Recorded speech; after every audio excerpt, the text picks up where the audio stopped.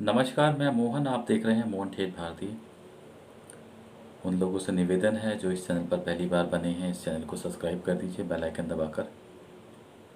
दोस्तों, सुशांत सिंह राजपूत का जो केस है वो दिन ब दिन एक नया मोड़ ले रहा है, नए खुलासे इसमें हो रहे हैं।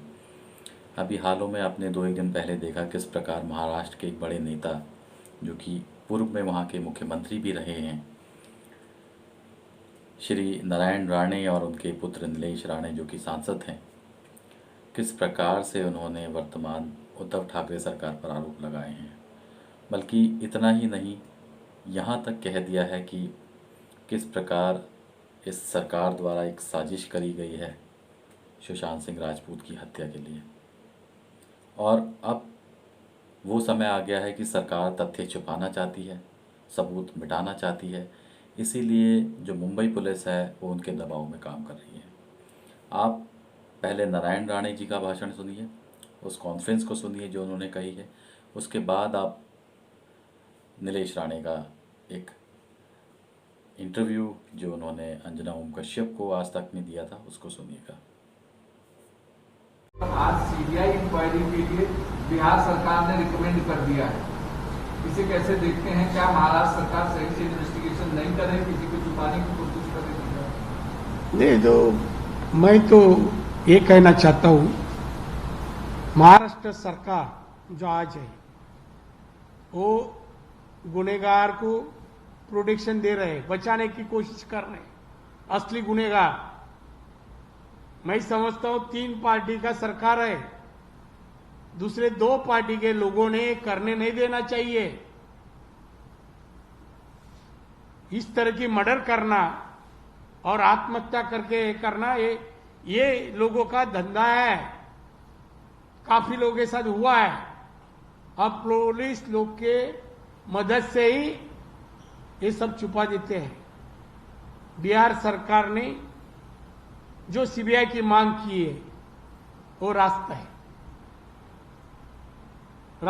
सही है। इसमें किसी मंत्री का हाथ हो सकता है? आप लगातार कह रहे हैं कि दोनों मंत्री के साथ में इन्वॉल्वमेंट है। वो उधर प्रेजेंट थे वो पार्टी को, और वो उन लोग जाने के बाद ही, सुशांत घर में जाने के बाद सवेरे खाली डेड बॉडी मिली। और जिस तरह का वो फांसी ऐसे हो ही नहीं सकते, हो ही नहीं सकते। सीधे लिए चलते हैं। हमारे साथ इस वक्त नीलेश राणे जो कि पूर्व सांसद हैं, बेटे हैं नारायण राणे के, वो इस वक्त जुड़ रहे हैं।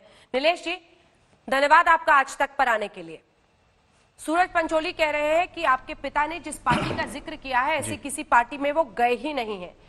क्या आधार है जिसके बल पर आप दलील देकर बचाव करेंगे जो आपके पिता ने संगीन इल्जाम लगाए हैं कि एक पार्टी हुई थी, उसमें सूरज पंचोली और कई लोग थे और वहां पर फाउल प्ले की वजह से दिशा की मौत हुई? नीलेश जी।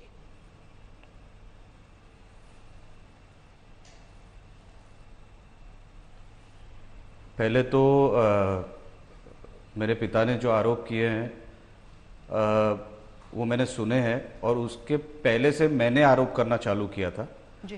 तो जो मेरे पिताजी के लिए सवाल है आप उनसे पूछ सकते हैं, पर उनसे पहले मैंने आरोप करना चालू किया था, क्योंकि आप मुंबई का सर्कल जानते हैं और सूरज पंचोली कुछ भी बोलेगा, उसके पहले उसके ऊपर क्या क्या आरोप लगे हैं पूरी दुनिया को पता है, वो क्या करता है वो पूरी दुनिया को पता है, उसके सर्कल में कौन कौन है। मैंने तो पूरा नाम लिया था, इसमें शायद आदित्य ठाकरे है, क्योंकि जिस हिसाब से ये पूरा प्रेशर डालने का काम चालू है, ये जब तक आदमी कोई टॉप पे बैठा नहीं है तब तक आपको भी अंदाजा होगा ये हो नहीं सकता। आज जो सब कुछ दबाने का जो कुछ किस्सा चालू है, आज 50 दिन हो गए ये केस को। मैंने तो शुरुआत में बोला था कि ये सब जिसके लिए हो रहा है और ये किसके लिए हो सकता है, तो मेरे हिसाब से आदित्य ठाकरे के लेवल पे जो आदमी है उसी के लिए ये सब हो सकता है। क्योंकि आदित्य ठाकरे जिस सर्कल में घूमते हैं, जिन पार्टियों में जाते हैं, उनको नहीं भी बुलाया तो भी वो पार्टियों में जाते हैं, वैसा आदमी ये आदित्य ठाकरे है।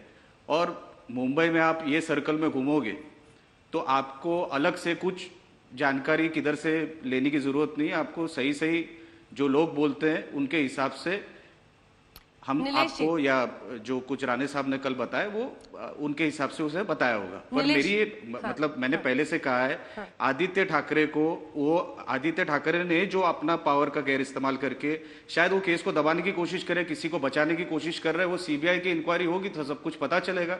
पर अभी फिलहाल सारे जो एरो जा रहे हैं वो आदित्य ठाकरे की तरफ।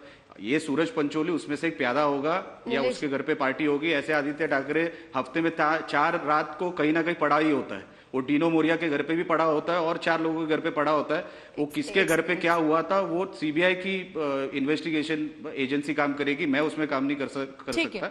यही पर मैं जो भी मैंने कहना कहा चाह रही था, थी आपसे, यही मैं भी वो आपसे राणे नीलेश साहब जी ने बोलने कहना से चाह रही पहले थी। कहा दो था कि बातें इसमें- जी, मैं आ रही हूँ, वापस आपसे सवाल पूछ रही हूँ। देखिए, ये जो आप कह रहे हैं कि तीर एक तरफ जा रहा है, तो सोशल मीडिया पर इन्वेस्टिगेशन नहीं होता है।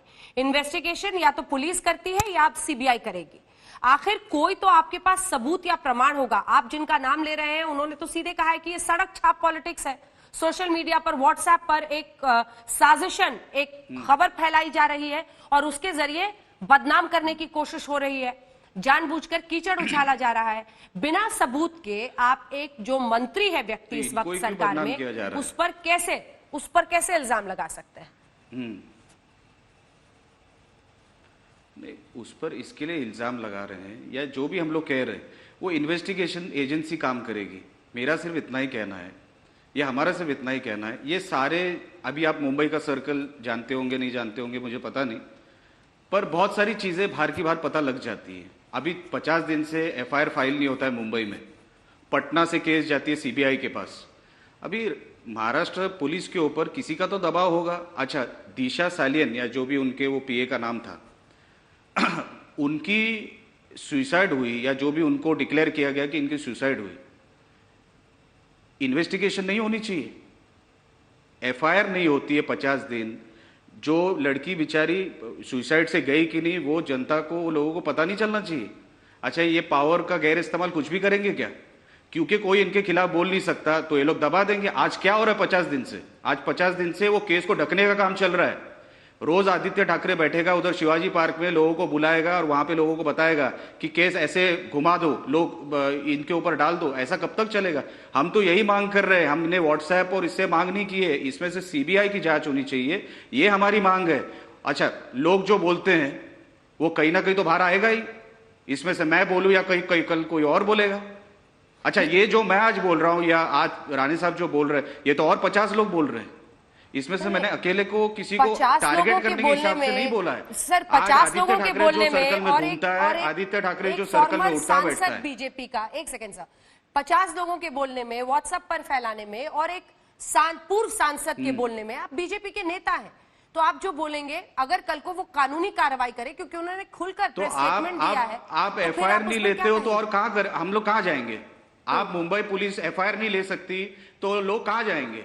एक सांसद यही आपको पूछ रहा है कि अगर आप मुंबई में रह के एफआईआर नहीं कर सकते हो, एक मरी हुई लड़की सुसाइड कमिट किया है या कुछ और वजह से उसकी मौत हुई है, या आप अगर इन्वेस्टिगेट नहीं कर सकते हो, आप एक सिंपल एफआईआर नहीं फाइल कर सकते हो, तो आपके पास जरिया क्या रहता है दूसरा?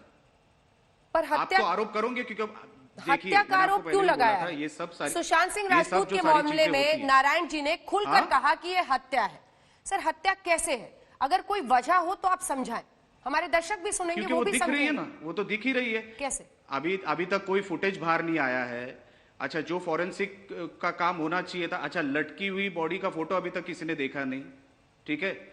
जो गले पे जो मार्क है, वो जो वी आना चाहिए कि ओ आना चाहिए, वो फॉरेंसिक वाले जो जांच करने के बाद जो बताएंगे वो बताएंगे। अभी तक वो किधर क्लियर कट पिक्चर नहीं है। तो अभी इन्वेस्टिगेशन होगा तभी तो ये सब पता चलेगा ना। अभी जो मुंबई का कमिश्नर जो है वो आके जब भी बोलते हैं कि इन्वेस्टिगेशन हो रहा है, पर किधर का इन्वेस्टिगेशन हो रहा है कुछ तो पता भी नहीं चला 50 दिन से। अच्छा, सुशांत सिंह राजपूत के खुद के पिताजी बोल रहे हैं कि मुंबई में केस कोई लेने को तैयार नहीं था। मैंने पहले ही बोला था कि मेरे बेटे की जान को खतरा है, तभी भी किसी ने कुछ उसकी प्रोटेक्शन नहीं की, कि वैसी कोई कार्रवाई नहीं की, तो मुझे पटना में केस करना पड़ा। इसीलिए मैंने बोल रहा हूं, ये मुंबई पुलिस के ऊपर जो दबाव है ना राज्य सरकार का, ये कौन डाल सकता है? ये सीएम डाल सकता है, सीएम का आसपास का आदमी डाल सकता है, ये कोई मंत्री भी नहीं डाल सकता। आज जो इनको रोकने का काम चालू है, पुलिस के ऊपर प्रेशर डालने का काम चालू है, ये कौन कर सकता है? नॉर्मल आदमी नहीं कर सकता। इसके लिए कोई कुछ बोलेगा नहीं इनके खिलाफ, इसीलिए हम लोग ने बोला कि इसकी जांच होनी चाहिए, सीबीआई जांच होनी चाहिए, तो ही असली इसका जो रियल पिक्चर है वो बाहर आएगा। लेकिन शिवसेना का कहना है कि ये सिर्फ पॉलिटिकली ड्रिवन है, क्योंकि पूरे मामले में जो मुंबई पुलिस आगे बढ़ रही है, जो डीसीपी है भी है इलाके के, वो ये कह रहे हैं, वो ये कह रहे हैं सर, वो ये कह रहे हैं कि उन्हें कहीं फाउल प्ले दिख ही नहीं रहा है, इस वजह से उन्होंने एफआईआर, वो तो तब रिपोर्ट दायर करेंगे ना जब उनको कहीं पर लगेगा कि कहीं पर कोई खेल खेल रहा है सारा। क्या नहीं, उनको तो कुछ करे, उनको तो कुछ लगेगा ही नहीं ना, जब भी उनको भी तो डाउट होगा ना कि अपना आदमी है भी कि नहीं उसमें, और वही पॉकेट मारो की पार्टी है, तो उनको ज्यादा सीरियसली मत लीजिए आप। उनका कोई इसमें कोई मतलब उनको समझ भी नहीं है कि इसमें क्या हो सकता है क्या नहीं हो सकता, क्योंकि उनको उनके आदमी को बचाने का काम करना है। तो बोलेंगे कि ये सब आरोप है, इसमें कोई तथ्य नहीं है, उनका काम ही है वो बोलना, इतने जमाने से उन्होंने वही तो किया है। तो उनका कोई प्रमाण पत्र है क्या कि उन्होंने बोल दिया तो सुशांत सिंह राजपूत के मौत में कोई फाउल प्ले नहीं हुआ, ऐसा कहीं कोई नियम है क्या? वो तो अपने आदमी को बचाएंगे, उनको मालूम है उनका आदमी फंस चुका है या फंस जाने वाला है, इसीलिए वो उनके आदमी को बचाने का काम करेंगे। कौन है उनका आदमी? कौन है उनका आदमी? किसको बचा रहे हैं? आदित्य ठाकरे। मैंने आपको 50 बार, अभी आपके इंटरव्यू के टाइम पे मैंने 25 बार बोल दिया, आदित्य ठाकरे कहीं ना कहीं इसमें इन्वॉल्व है, या तो वो इन्वॉल्व है या तो वो किसी को बचाने की कोशिश कर रहा है जो कि उसके पास का है या एकदम नजदीक का है।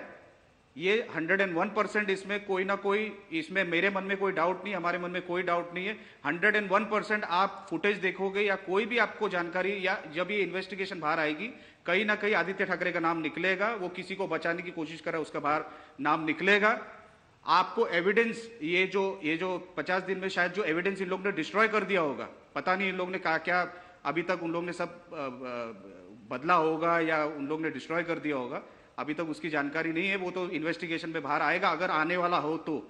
पर मुझे ये जो कुछ हमारे पास जानकारी है, जो लोगों ने हमको बोला है, 101% इसमें कहीं ना कहीं उसका नाम आता है, और वो ये पार्टियों में जाता रहता था, उसके फ्रेंड सर्कल, वो he is very Cozi with the Bollywood celebrities, वो हर तरीके से उनके साथ इन्वॉल्व था। और ये चीजों के बारे में, ये मौत के बारे में, ये दोनों मौतों के बारे में उसको 101% पता है, कहीं ना कहीं वो इन्वॉल्व है, नहीं तो मुंबई पुलिस किसी के इशारे पे इतने प्रेशर में काम नहीं करती।